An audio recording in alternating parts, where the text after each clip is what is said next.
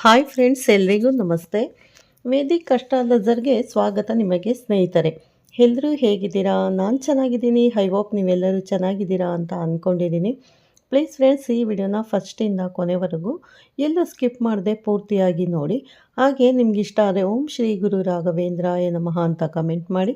ಹೊಸದಾಗಿ ನೋಡೋರು ಫಸ್ಟು ನಮ್ಮ ಚಾನಲ್ಗೆ ಅಂದರೆ ವೇದಿಕ್ ಅಸ್ಟ್ರಾಲಜರ್ಗೆ ಸಬ್ಸ್ಕ್ರೈಬ್ ಆಗಿ, ಪಕ್ಕದಲ್ಲಿರೋ ಬೆಲ್ಲೈಕನ್ ಕೂಡ ಕ್ಲಿಕ್ ಮಾಡಿ.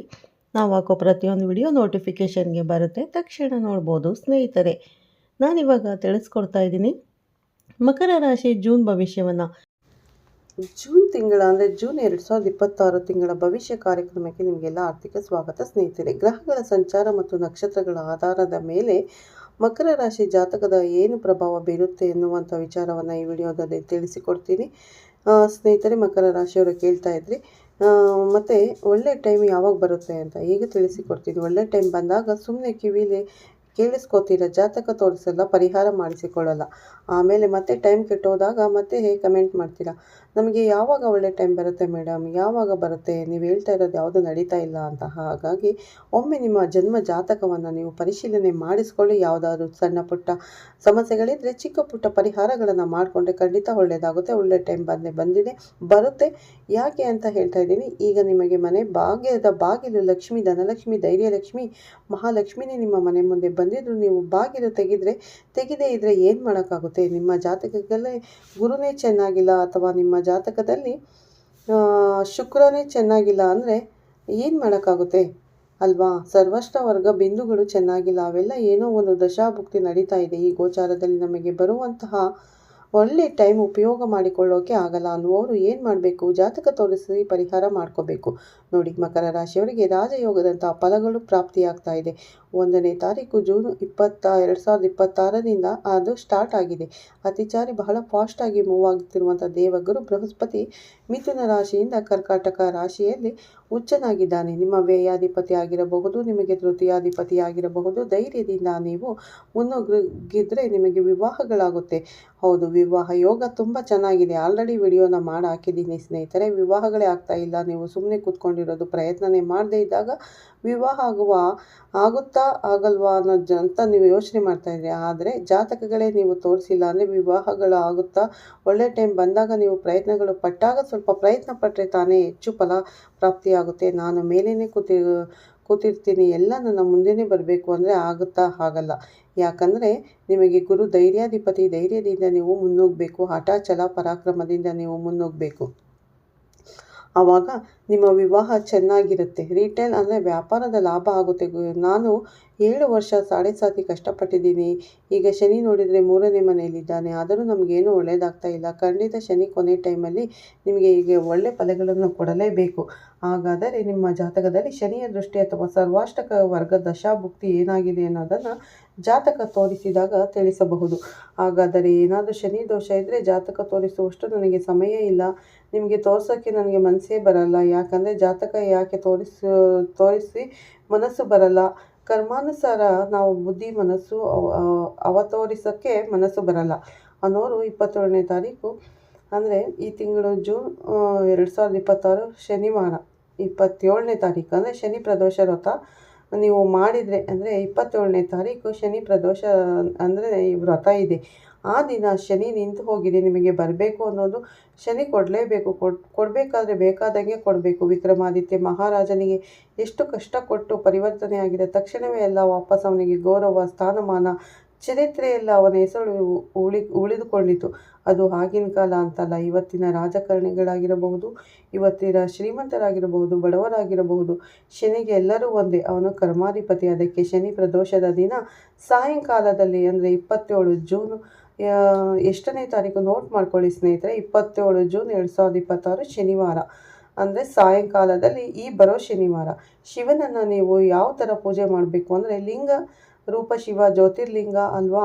ಲಿಂಗ ರೂಪದಲ್ಲಿ ಪರಮೇಶ್ವರನನ್ನು ಯಾರು ಪೂಜಿಸುತ್ತಾರೋ ಅಂಥವರಿಗೆ ಯತ್ನ ಕಾರ್ಯಗಳಲ್ಲಿ ಜಯ ಲಭಿಸುತ್ತೆ ಅನ್ನುವಂಥ ವ್ರತ ಮಾಡಿ.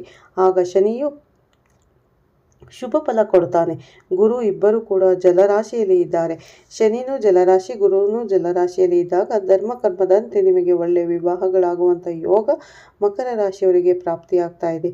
ನಾನು ಕಾಯ್ತಾ ಇದ್ದೆ ಮಕರ ರಾಶಿಯವರಿಗೆ ಯಾವಾಗ ಒಳ್ಳೆ ಟೈಮ್ ಬರುತ್ತೆ, ಯಾವಾಗ ಹೇಳಬೇಕು ನಿಮಗೆ ಅಂತ. ಯಾಕಂದರೆ ಒಳ್ಳೆ ಟೈಮ್ ಹೇಳೋಕ್ಕೆ ನಮಗೂ ಸಂತೋಷ, ಒಳ್ಳೆಯ ವಿಚಾರ ಮಾತಾಡೋಕ್ಕೆ ನಮಗೂ ಸಂತೋಷ. ಆದರೆ ಕೆಲವು ಗ್ರಹಗಳು, ಕ್ರೂರ ಗ್ರಹಗಳು ನಿಮಗೆ ಕಷ್ಟಗಳನ್ನು ಕೊಡಬೇಕಾದರೆ ಹೇಳಬೇಕೋ ಬೇಡವೋ ಅನಿಸುತ್ತೆ ಒಂದೊಂದು ಸಲ ಅಲ್ವಾ. ಅದಕ್ಕೆ ನೋಡಿ ಈಗ ನಿಮಗೆ ಒಳ್ಳೆ ಟೈಮ್ ಬಂದಿದೆ, ಒಳ್ಳೆ ಫಲ ಗುರು ಚೆನ್ನಾಗಿ ಕೊಡ್ತಾನೆ. ಶನಿ ಇದು ಏನಾದರೂ ನೆಗೆಟಿವಿಟಿ ಇದ್ದರೆ ಅದನ್ನು ಪರಿಹಾರ ಮಾಡಿಕೊಳ್ಳಿ. ಜಾತಕಗಳನ್ನು ತೋರಿಸಿ ರಿಟೇಲ್ ವ್ಯಾಪಾರಗಳಲ್ಲಿ ಚೆನ್ನಾಗಿ ಸಕ್ಸಸ್ ಆಗ್ತೀರಿ. ನೀವು ಇಂಟರ್ನ್ಯಾಷನಲ್ ಟ್ರಾವೆಲ್ ಮಾಡಬೇಕಾ, 7ನೇ ಮನೆ ದೇಶ ವಿದೇಶಗಳಿಗೆ ಹೋಗಬೇಕಾ, ಯೋಗ ಉಂಟಾಗುತ್ತೆ. ಬಿಸ್ನೆಸ್ ಪಾರ್ಟ್ನರ್ಶಿಪ್ ಜೊತೆಗೆ ಏನಾದರೂ ನಿಮಗೆ ಅಡೆತಡೆಗಳಿದ್ದರೆ ಅದೆಲ್ಲ ಪ್ರಾಬ್ಲಮ್ ಸಾಲ್ವ್ ಆಗುತ್ತೆ.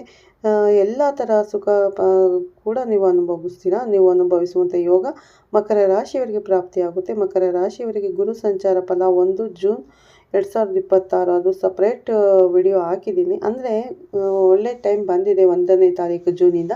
ಆಲ್ರೆಡಿ ನಾನು ವಿಡಿಯೋನ ಅಪ್ಲೋಡ್ ಅದು ಮಾಡಿದ್ದೀನಿ. ಇದು ತಿಂಗಳ ಭವಿಷ್ಯದಲ್ಲಿ ನಾನು ನಿಮಗೆ ಬೇರೆ ಬೇರೆ ಗ್ರಹಗಳು ಯಾವ ರೀತಿ ಫಲಾಫಲ ಕೊಡ್ತಾರೆ ನೋಡಿ. 8ನೇ ತಾರೀಕು ಜೂನ್ 26 ನಿಮಗೆ ಶುಕ್ರ ಮಕರ ರಾಶಿಯವರಿಗೆ ಯೋಗಕಾರಕ, ಪಂಚಮಾಧಿಪತಿ ಮತ್ತು ದಶಮಾಧಿಪತಿ ಸಪ್ತಮದಲ್ಲಿ ಬಂದಾಗ ಕೆಲವು ಕೆಟ್ಟದ್ದನ್ನು ನಿಮಗೆ ಫಲವನ್ನು ಕೊಡ್ತಾನೆ. ಬಹಳ ಎಚ್ಚರವಾಗಿರಬೇಕು. ಯಾವ ವಿಷಯದಲ್ಲಿ ಕೆಟ್ಟದಾಗಬಹುದು, ದಾರಿಯನ್ನು ನೀವು ತಪ್ಪಿಸಬಹುದು. ಶುಕ್ರ ಅದಕ್ಕೆ ನೀಚ. ಸ್ತ್ರೀಯ ಸಹವಾಸ ಯಾರಿಗಾದರೂ ಇದ್ದರೆ ಆ ಸ್ತ್ರೀಯ ಸಹವಾಸದಿಂದ ಬಿಟ್ಟು ಬಿಡಿ. ಕೆಟ್ಟ ಸ್ತ್ರೀ ಸಹವಾಸದಿಂದ ತೊಂದರೆ ತೊಡಕುಗಳು ಪುರುಷ ಜಾತಕದವರಿಗೂ ಉಂಟಾಗುತ್ತೆ, ಸ್ತ್ರೀ ಜಾತಕದವರಿಗೂ ಉಂಟಾಗುತ್ತೆ. ಸ್ತ್ರೀಯರಿಗೆ ಸ್ತ್ರೀ ತೊಂದರೆ ಮಾಡಲ್ವೋ ಅದಕ್ಕೆ ಸ್ತ್ರೀ ಜಾತಕದವರಿರ್ಬೋದು, ಪುರುಷ ಜಾತಕ ನಿಮ್ಮ ಜೀವನದಲ್ಲಿ ಯಾರಾದರೂ ಒಬ್ಬ ವ್ಯಕ್ತಿ ಆಗ ಗಮನ ಆಗಿ ಆ ವ್ಯಕ್ತಿ ಸ್ತ್ರೀಯಾಗಿದ್ದರೆ ಬಹಳ ಎಚ್ಚರವಾಗಿರಬೇಕು. ನೀವು ಅವರ ಜೊತೆ ಏನಾದರೂ ಸಂಪರ್ಕದಲ್ಲಿ ಇದ್ದರೂ ಕೂಡ ಬಹಳ ಎಚ್ಚರವಾಗಿರಬೇಕು. ಅವಮಾನಗಳಾಗಬಹುದು. ಈ ತಿಂಗಳಲ್ಲಿ ಏನು ನೆಗೆಟಿವ್ ಎಫೆಕ್ಟ್ ಆಗುತ್ತೆ ಅನಿಸುತ್ತೆ ವಿಚಾರವನ್ನು ತಿಳಿಸ್ತಾ ಇದ್ದೀನಿ. ಹಾಗಾದರೆ ಕುಜ ನಿಮಗೆ ಪಂಚಮ ಭಾವಕ್ಕೆ ಬರ್ತಾನೆ. ಮಕರ, ಕುಂಭ, ಮೀನ, ಮೇಷ ಅಂದರೆ 4ನೇ ಮನೆ ಅಧಿಪತಿ. 5ನೇ ಮನೆ ಎಷ್ಟೋ ತಾರೀಕು 20 ಜೂನ್ 26 2026 ಮಂಗಳ ಗ್ರಹ ಪಂಚಮ ಭಾವದಲ್ಲಿ ಸಂಚಾರ ಮಾಡ್ತಾನೆ. ಪಂಚಮ ಭಾವದಲ್ಲಿ ಸಂಚಾರ ಆಗಬೇಕಾದ್ರೆ ಇವಾಗ ಗುರುಬಲ ಇದೆಯಲ್ಲ, ಟೈಮ್ ಚೆನ್ನಾಗಿದೆಯಲ್ಲ ಅಂತ ಹೇಳಿಬಿಟ್ಟು ಆ ಥರದಿಂದ ಎಲ್ಲದರಲ್ಲಿ ಜೂಜಾಟದಲ್ಲೋ, ಲಾಟ್ರಿಯಲ್ಲೋ, ಮ್ಯಾಚ್ ಫಿಕ್ಸಿಂಗಲ್ಲೋ ಇವತ್ತು ದುಡ್ಡು ಹಾಕ್ತೀನಿ ನಾಳೆನೇ ಬಂದುಬಿಡಲಿ ಅಂತ ಹೇಳಿಬಿಟ್ಟು ಹಣವನ್ನು ಹೂಡಿಕೆ ಶೇರ್ ಮಾರ್ಕೆಟ್ ಅಲ್ಲ ಎಲ್ಲೋ ಹಾಕ್ಬಿಡೋದು, ಇನ್ವೆಸ್ಟ್ಮೆಂಟ್ ಸರಿಯಾಗಿ ಮಾಡದೇ ಇರೋದು, ಸರಿಯಾಗಿ ಪ್ಲಾನ್ ಮಾಡದೇ ಇರೋದು ಹತ್ರ ಬಂದುಬಿಡುತ್ತೆ. ಪಂಚಮ ಭಾವದಲ್ಲಿ ಮಂಗಳ ಆತ ಬೇಗ ದುಡ್ಡು ಮಾಡಿಬಿಡಬೇಕು. ಯಾಕಂದರೆ ಲಾಭಾಧಿಪತಿ ಮತ್ತು ಹಣವನ್ನು ಮಾಡಬೇಕು ಅಂತ ಹೇಳಿ ಇರೋ ಮನೆಯನ್ನು, ಭೂಮಿಯನ್ನು ಕಳ್ಕೊಬೇಡಿ ಎನ್ನುವಂಥ ವಿಚಾರ ತಿಳಿಸ್ತಿದ್ದೀನಿ. ಮಕ್ಕಳ ಆರೋಗ್ಯಕ್ಕೆ ತೊಂದರೆ ಉಂಟಾಗಬಹುದು. ಅನಾವಶ್ಯಕವಾದ ಚಿಂತೆ ಅಥವಾ ಜ್ವರ ಬರುವಂಥ ಸಾಧ್ಯತೆಗಳು ಇದೆ. ಅಂದರೆ ಗುರುಬಲ ಒಳ್ಳೆಯದು ಹೇಳಲಿಲ್ವಲ್ಲ ಗುರು ಅಂತ ಹೇಳ್ಬೋದು ನೀವು. ಒಳ್ಳೆ ಹೇಳಿದ್ನಲ್ಲ, ಗುರುಬಲ ನಿಮಗೆಲ್ಲ ಒಳ್ಳೆ ಫಲ, ವಿವಾಹ ಆಗುವಂಥ ಕಾಲ, ಪಾರ್ಟ್ನರ್ಶಿಪ್, ವ್ಯವಹಾರದ ಲಾಭ, ಇತರೆ ಗ್ರಹಗಳು ಯಾವ ಥರ ಫಲ ಕೊಡ್ತಾರೆ, ಕುಜ ಯಾವ ಥರ ನೆಗೆಟಿವ್ ಕೊಡ್ಬೋದು, ನೀವು ಎಷ್ಟು ಹುಷಾರಾಗಿರಬೇಕು, ಎಲ್ಲ ಅದರಲ್ಲಿ ಹೂಡಿಕೆ ಮಾಡೋದ್ರಲ್ಲಿ ಎಚ್ಚರಿಕೆಯಾಗಿರಬೇಕು. ಆದರೆ ಮಕರ ರಾಶಿಯವರಿಗೆ ಗೋಚಾರದಲ್ಲಿ ಸೂರ್ಯ ಶುಭ ಫಲವನ್ನು ಕೊಡ್ತಾನೆ. ಸೂರ್ಯ ನಿಮ್ಮ ಜನ್ಮ ರಾಶಿಗೆ 6ನೇ ಮನೆಯಲ್ಲಿ ಸಂಚಾರ ಆಗ್ತಾ ಇರೋದ್ರಿಂದ ಮಕರ ರಾಶಿ ಜಾತಕದವರಿಗೆ 15ನೇ ತಾರೀಕು ಜೂನ್ 2026 ಗುರುಬಲ, ಶನಿ ಬಲ ಮತ್ತು ಸೂರ್ಯಬಲ 3 ಗ್ರಹಗಳು ಶುಭ ಫಲವನ್ನು ಕೊಡ್ತಾ ಇದ್ದಾರೆ. ಸಾಲಗಳನ್ನು ಹೆಂಗೆ ತೀರಿಸಬೇಕು ಅನ್ನುವಂಥ ನಾಲೆಡ್ಜ್ ಬರುತ್ತೆ. 6 ಅಂದರೆ ಋಣ, ರೋಗಾದಿ, ದಾರಿದ್ರ್ಯ, ಪಾಪ, ಕ್ಷುದ್ರ, ಭಯ, ಶೋಕ, ಮನಸ್ತಾಪ, ನಶಂತು ಇದ್ಯಾವುದು ನಮ್ಮ ಹತ್ರ ಬರಬಾರ್ದು ಅಂತೀವಿ. 6ನೇ ಮನೆಯಲ್ಲಿ ಸೂರ್ಯ ಸಂಚಾರ ಆಗಬೇಕಾದ್ರೆ ರಾಜಕಾರಣಿಗಳ ಪರಿಚಯ, ಸರ್ಕಾರದ ಎಲ್ಲ ಕೆಲಸ ಕಾರ್ಯಗಳು ಈಡೇರುತ್ತೆ. ನಿಮಗೆ ದೀರ್ಘಕಾಲದಿಂದ ಯಾವುದೇ ಕಾಯಿಲೆ ಇದ್ದು ಅದು ವಾಸಿ ಆಗ್ತಿರ್ಲಿಲ್ಲ, ಡಾಕ್ಟರ್ಗಳಿಗೆ ಹೋಗಿ ತೋರಿಸ್ತಾ ಇರ್ತೀರ, ಅವರಿಗೆ ಮಾತ್ರ ಯಾವುದು ಕೊಡಬೇಕು ಮಾತ್ರೆ ಅಂತಲೇ ಗೊತ್ತಿರಲ್ಲ. ಇವತ್ತು ಒಂದು ಮಾತ್ರೆ ಕೊಡಬೇಕಾದ್ರೆ 108 ಟೆಸ್ಟ್ ಮಾಡಿ ನಿಮಗೆ ಮಾತ್ರೆ ಕೊಟ್ಟು ಕಳಿಸಿ ಅದರಲ್ಲೂ ಕ್ಯೂರ್ ಆಗಲಿಲ್ಲ ಅಂದರೆ ಹಣ ಎಷ್ಟು ಖರ್ಚು ಆಗಿರುತ್ತೋ. ಸೂರ್ಯ 6ನೇ ಮನೆಗೆ ಬಂದಾಗ ಇದೆಲ್ಲ ಪ್ರಾಬ್ಲಮ್ ಸಾಲ್ವ್ ಆಗಿ ನಿಮ್ಮ ಕಾಯಿಲೆ, ಅಂದರೆ ಕೋರ್ಟಲ್ಲಿ ಏನಾದರೂ ಲಿಟಿಗೇಷನ್ ವಿವಾದಗಳಿದ್ದರೆ ಜಯ ನಿಮ್ಮ ಪರವಾಗುತ್ತೆ. ನಿಮ್ಮ ಸೇವಕರು, ನಿಮ್ಮ ಹತ್ರ ಸರ್ವೆಂಟ್ ಇದ್ದರೆ ಅವರು ನೀವು ಹೇಳ್ದಂಗೆ ಕೇಳ್ತಾರೆ. ನೀವೇನಾದರೂ ಅಂದರೆ ಫಾರಿನ್ನಲ್ಲಿ ಇದ್ದರೆ ವಿದೇಶ ವ್ಯಾಪಾರ, ಇಂಪೋರ್ಟೆಂಟ್ ಎಕ್ಸ್ಪೋರ್ಟ್ ಬಿಸ್ನೆಸ್ ತುಂಬ ಚೆನ್ನಾಗಿರುತ್ತೆ. ವಿದೇಶದಿಂದ ತರಿಸೋದು ಮತ್ತು ನಮ್ಮ ದೇಶದಿಂದ ಮಾರಾಟ ಮಾಡೋರಿಗೆ ಅಂತ ವಿದೇಶದಲ್ಲಿ ಇದ್ದು, ವಿದೇಶದ ಜೊತೆಗೆ ಆಸ್ಟ್ರೇಲಿಯಾದಲ್ಲಿ ಇದ್ದೀನಿ, UK ಇದ್ದೀನಿ, ದುಬೈಯಲ್ಲಿ ಇದ್ದೀನಿ ಅನ್ನೋರಿಗೆಲ್ಲ ವಾರ್ ನಡೀತಾ ಇದೆಯಲ್ಲ, ಅಲ್ಲೆಲ್ಲ ಏನಾಗುತ್ತೆ, ಅಲ್ಲಿರೋ ಜನಗಳ ಲೋಕಲ್ ಸಹಾಯ ಸಹಕಾರ ಸಿಗುತ್ತೆ. ನಿಮಗೆ ಜೀರ್ಣಶಕ್ತಿಯಲ್ಲಿ ಏನಾದರೂ ತೊಂದರೆ ಇದ್ದರೆ ಅದೆಲ್ಲ ಸಾಲ್ವ್ ಆಗುತ್ತೆ. ನಿಮಗೆ ಯಾವುದಾದ್ರೂ ಪೆಂಡಿಂಗ್ ಕರ್ಮ ಅಂತೂ ಅಂತ ಇತ್ತು. ಸೂರ್ಯ 6ನೇ ಮನೆಗೆ ಬಂದ ತಕ್ಷಣ ಆ ಪೆಂಡಿಂಗ್ ಕರ್ಮ ಏನು ಹಿಂದಿನ ಜನ್ಮದಿಂದ ನೀವು ಮೂಟೆ ಕರ್ಮಗಳಿತ್ತು ಅದನ್ನು ಕಳ್ಕೊತೀರ. ಸರ್ಕಾರದಲ್ಲಿ ಯಾವುದೇ ದುಡ್ಡು ನಿಂತು ಹೋಗಿಬಿಟ್ಟಿರುತ್ತೆ ಅದೆಲ್ಲ ನಿಮಗೆ ಬರುವಂಥ ಯೋಗ ಉಂಟಾಗುತ್ತೆ ನೋಡಿ. ಮಕರ ರಾಶಿಯವರಿಗೆ ರಾಜಯೋಗ.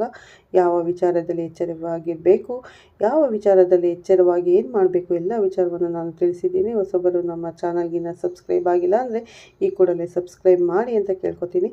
ಮತ್ತು ಸೂರ್ಯನ ಏನು ಮಾಡಬೇಕು ಪರಿಹಾರ ಅಂದರೆ, ಮಕರ ರಾಶಿ ಜಾತಕದವರು ಬೆಳಗ್ಗೆ ಬೇಗ ಸೂರ್ಯೋದಯ ಸಮಯದಲ್ಲಿ ಎದ್ದು ನಮ್ಮೆಲ್ಲ ಕಾಪಾಡ್ತಾ ಇರೋನೇ ಆ ಶಿವ. ಆದರೆ ಹೆಂಗಿದ್ದಾನೆ ಅಂತಲೇ ನಮಗೆ ಗೊತ್ತಿಲ್ಲ ಅಲ್ವಾ.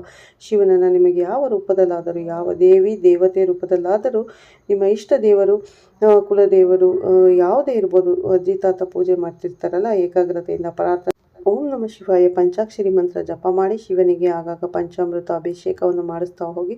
ನಿಮಗೆ ಒಳ್ಳೆಯ ಫಲ ಪ್ರಾಪ್ತಿಯಾಗುತ್ತೆ. ನಿಮಗೆಲ್ಲ ದೇವರು ಒಳ್ಳೇದು ಮಾಡಲಿ, ಸಮಸ್ತ ಎಲ್ಲ ಲೋಕದಲ್ಲಿರೋ ಪ್ರತಿಯೊಬ್ಬರ ಜನರಿಗೂ ಒಳ್ಳೇದು ಮಾಡಲಿ ಅಂತ ಹೇಳ್ತಾ ಈ ವಿಡಿಯೋನ ಮುಗಿಸ್ತೀನಿ. ಈ ವಿಡಿಯೋನ ಫಸ್ಟಿಂದ ಕೊನೆವರೆಗೂ ಸ್ಕಿಪ್ ಮಾಡಿ ನೋಡಿ ಅಂತ ಕೇಳ್ಕೊತೀನಿ.